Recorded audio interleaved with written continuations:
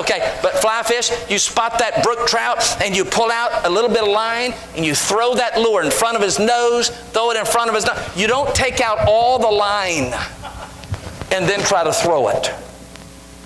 It's Monday, not Tuesday week, Wednesday month, Friday, Thursday year. It's just today. And some of us look, well, how am I going to live the rest of my life without this loved one? How am I going to bear this grief the rest of my life? You don't have to. Just today. Any addict can whip a habit just today. Any person can bear a burden just today. It's just today. Today, if you will hear my voice, harden not your heart, he says.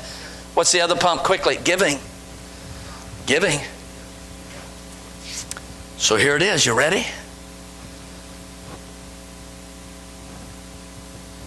So here's my dad was saved out of a life of sin. Not going to give the whole story. He had done some illegal activities. That's putting it lightly. His last payoff, he just kind of stashed. One day the pastor says, we need to start a bus ministry here in Baton Rouge. If anybody's got some extra money, fork it over. My dad says, be right back. We said, we don't have anything. Dad comes back with a roll of money, says, here you go, buy those buses. And the bus ministry was started. There was a young man named Tracy Ross on Perimeter Street in Glen Oaks. Long-haired hippie guy, they called him Spook. Pale-complected, jet black hair. Tracy Ross gets saved. He moves out to California. He's soul winning. He goes to an Air Force base. He invites a young man, and the guy's name was Rob Northrop. Rob comes to church, catches on fire for God, goes off to Bible college, becomes a pastor in the state of Maine, and influences a whole state. Where did that start? Giving. One offering affected the state of Maine. God loveth a cheerful giver. That's why Christmas is so exciting, because we're giving. Not only that, but this too, soul winning. They that sow in tears shall reap in joy. He that goeth forth and weepeth, bearing precious seed, shall doubtless come again with rejoicing, bringing his sheaves with him. Recently, I met this great big old fella. It looked like an Oakland Raider football player from prison. By the way, Oakland Raiders this year supposed to have a lot better team than last year. 11 players are paroling out of prison on the same Sunday, so they think they'll do a little bit better this year. So I meet this guy. He's just huge. I'm out soul winning this last year. His name's Percy. I said, Percy, nice to meet you. He's got this big pit bull on a chain. And I said, oh, man, I don't want to get big. That's all right. He says, Percy, sit. I said, what? He said, my name's Percy. My dog's name's Percy. I said, brother, this is strange. I take him through the gospel. And he said, so what I have to do? I said, all you have to do now, since you know you're lost, is invite him into your heart. Just ask him. And I'm getting that Bible ready. Put that hand here. Ask him. Come in! He just looked up. Come in! I said, that'll work. There's nothing like winning souls. It'll give you joy. I was at a youth conference years ago. I was asked to speak at a youth conference, and sometimes they give you matching shirts. And the cooler the youth conference, the more extra clothes you get. My closet's full of these things I'll never wear again. Spider-Man shirt and things.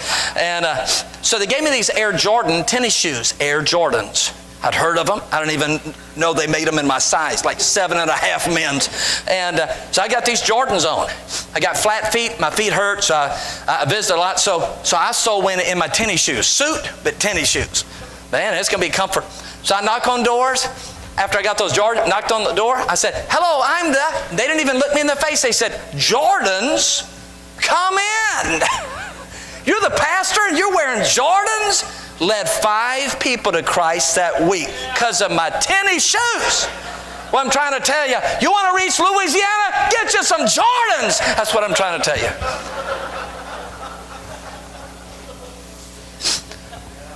Done with this. Finish. Finish. Paul said that I might finish my course with joy.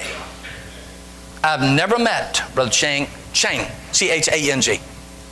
Help me. Ching. Okay, that's what I said. What'd you think I said? Anyway, I have never met a happy quitter. Ever. You ever meet them around town? I used to go to that church on Florida Boulevard. I used to drive a bus. I used to. They're miserable. Finish. Years ago, I was watching a New Orleans Saints football game. They'd lost just about everything for the whole season. It was years ago. I remember watching it, and the announcer said, well, and it looks like the Saints are going to lose this too. The other team's got the ball. All they have to do is hike the ball, and it's over. And they hiked it, and they just fumbled it. And a Saints player has the ball. Folks, he's on the 50. There's no one around. He's on the 40. He's on the 30. He's going to score. The Saints going to win the first game of the season. He's on the 20. He's on the 10. He spikes the ball on the 5-yard line. The guy had not seen the end zone in such a long time. He did not know what it looked like and spiked the ball early. The other team recovered it and they lost. Don't spike the ball too soon. He'll tell you when it's time. I've had enough. No. He'll tell you when you've had enough. I'm finished. You might be, but he's not. Jesus didn't say I'm finished. He said it is finished. I'm done with this.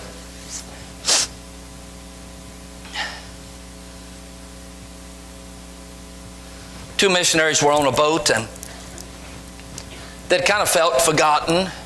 Not a lot of letters, not a lot of support. They were coming back, not a very fruitful mission field.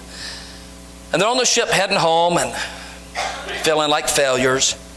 As they approach the dock, they see a huge crowd of people, a band playing. Thousands of people on the dock. And the missionaries perked up and one of them said, I guess they haven't forgotten us.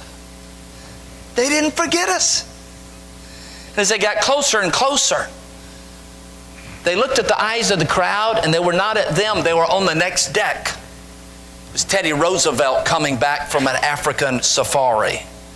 The crowd was there to greet the president, not the two faithful missionaries. As one of the men was downtrodden, the other missionary looked over and he said this very wisely, we're not home yet. We're not home yet. There's going to be a dock filled with people one day. And they're going to say, guess who's coming home today? Get the crowd ready. You got to finish. Some of you have been here a long time. Finish. Finish. It won't be much longer. We're out of here, folks. So which one are you tonight? Is this you? By the way, you know it if you are. Your mate already knows. All you have to do is say, I got joy. They'll let you know. Your parents know it. Your best friend knows it. Your pastor knows it. Some of you ought to put down that gas can tonight. Just say, no sin. Outward, inward, attitude, whatever it is. Nothing is worth taking my joy. And then, make it a lifelong habit. Finding all the joy pumps in the Bible you can and just pull up to as many as you can. Because someone needs you. This church is a joy pump station. And every person in this room ought to be a joy pump station. Father, thank you for this evening and the sweet spirit here. Thank you for this secret ingredient the world knows nothing of. We can weep, yet have joy. We can be going through a valley, yet have joy. We can be in physical or emotional pain, yet have joy. Thank you for this wonderful gift and this strength to get us through the tough times. I pray you'd help us to have sense enough to pull up to the pumps. Our heads are bowed and our eyes are closed for a moment. Who's here tonight? Just say, just real honest, and I know you're the cream of the crop, but only you know.